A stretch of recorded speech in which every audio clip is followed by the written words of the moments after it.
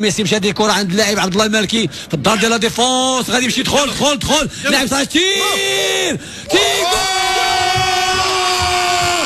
جول. عيش حماس كرة القدم مع كوكاكولا، الراعي الرسمي لكأس العالم فيفا 2022.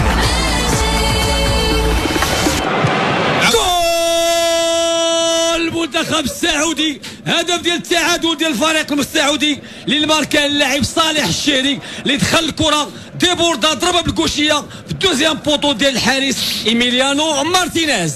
عبد الحميد غيدخل، سعود عبد الحميد في كوتي دروا طار كره ريدرو غيدخل الكاري مع اللاعب طاغليا فيغو سونتراج، ولكن رجع تير ولكن باراد ديال لاكس سونترال اللاعب روميرو كريستيان. كره عند الشهري غيدخل الكره راهو الاول الثاني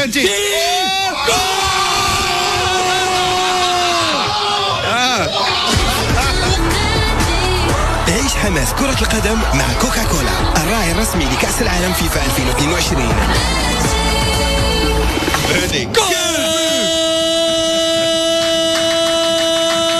المنتخب السعودي الهدف الثاني ديال اللاعب رقم 10 سالم الدوسري تيدخل في الكره في الكوتي غوش دوزيام بوطو في الحارس ديال بوطو ديال الحارس ايميليانو مارتينيز باش يماركي الهدف الثاني للمنتخب السعودي، وخيبه امل كبيره ديال الجماهير ديال المنتخب الارجنتيني.